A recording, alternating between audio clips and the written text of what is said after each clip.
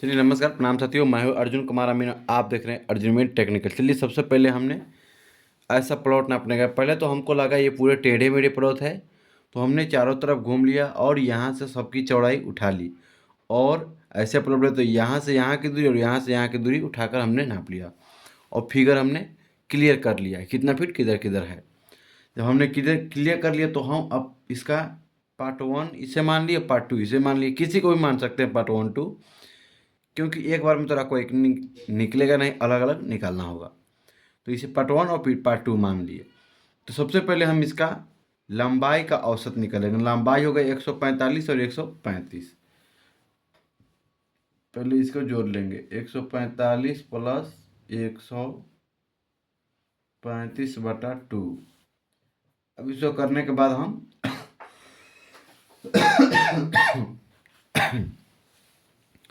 दोनों को जोड़ लेंगे और 2 से भागा कर देंगे। तो यहाँ पे आपका हो गया 280/2। तो 140 आपका हो गया, 140 फीट, क्योंकि ये सारा फीट में ही चर्चा किया गया। अब इसका निकालेंगे चौड़ाई का औसत।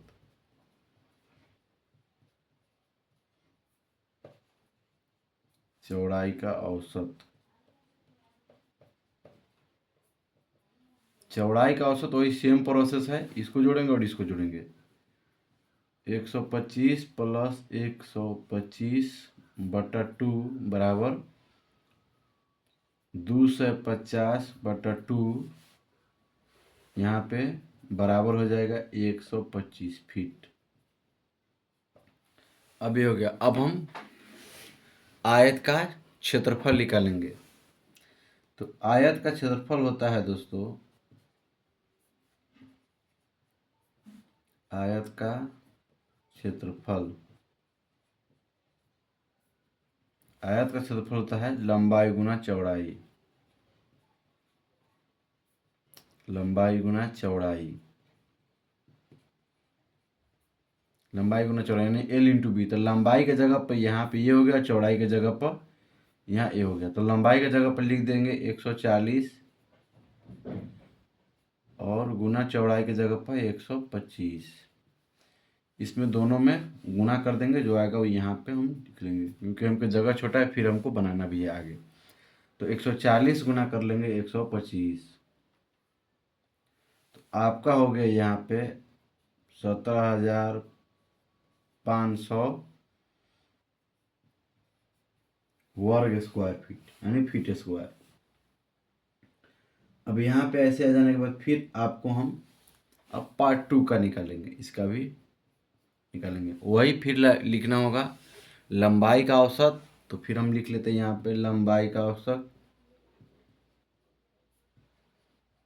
लंबाई का औसत,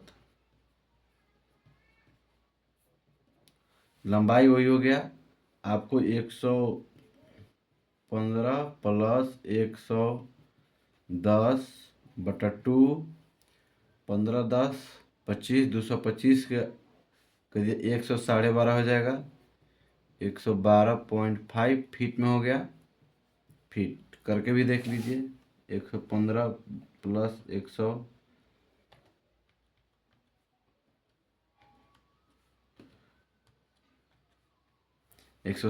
फीट हो जाएगा। और फिर इसका चौड़ाई का औसत निकालेंगे।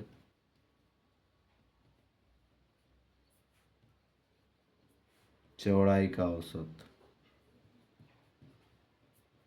वही सेम प्रोसेस, चौड़ाई का औसत में भी इसको जोड़ेंगे और इसको जोड़ेंगे। तो 110 प्लस 110/2, तो फिर इसको इसको भी बटा 2 कर लेंगे तो 110 फीट हो जाएंगे। यहाँ पे इतना तक तो आपको साथियों समझ में आता होगा, और समझ में भी आना चाहिए, क्योंकि हम बहुत अच्छा से समझाते हैं पूरा डीपली, कहीं से शॉर्टकट नहीं, किंतु परंतु नहीं। और फिर इसका आयत का क्षेत्रफल निकालेंगे। आयत का क्षेत्रफल,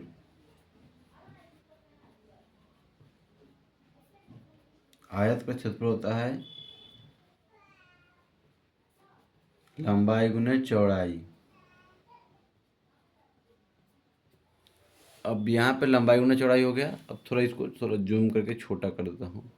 जूम करके पहले बड़ा किया तो अब थोड़ा छोटा कर दे रहा हूँ, ताकि इसमें आपको वीडियो भी साफ साफ दिखाई दे और साथ समझ भी आए, लंबा भी रहेगा जगह। तो चलिए, अब यहाँ पे लंबाई की जगह पे ये हो गया, चौड़ाई की जगह पे ये हो गया। लंबाई की जगह पे 112.5 लिखेंगे, 12.5 और गुना लिखेंगे 110, यहाँ पे बराबर कर देंगे।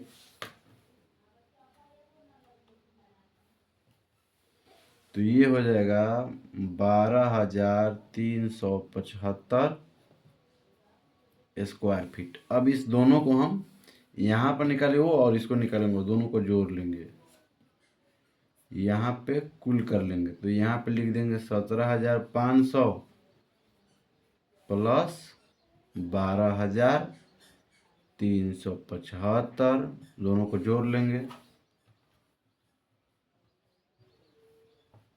दोनों जोड़ के 29,875 हो गया, 29,875।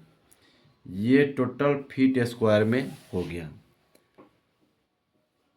यहीं तक पूरा क्लियर हो गया। चलिए हम इसी में ऐड कर देते हैं एक चीज़ और, डिसमिल में निकालने का भी तरीका इसी में बता दे रहे हैं। चलिए उसको कैसे बताएंगे। यहाँ तो फीट स्क्वायर में आपका आंसर भी रखा, अच्छा फीट में स्क्वायर में चला आया। अब इसी को हम थोड़ा डिसमिल में बता देते हैं। देखिए अब इसको डिसमिल में, जब 1 डिसमिल बराबर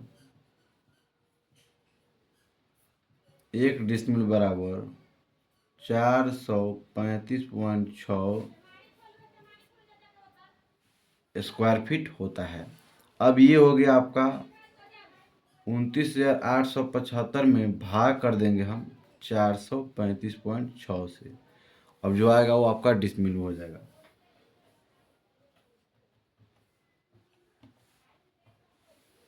अब यहाँ पे आपका हो गया 68.58 डिसमिल, ये आपका आंसर हो गया। आशा करता हूँ साथियों आपको ये वीडियो समझ में आया होगा। अगर कहीं भी डाउट हो तो कमेंट बॉक्स में कमेंट जरूर कर सकते हैं। मिलते हैं अगले वीडियो में। जय हिंद, जय भारत।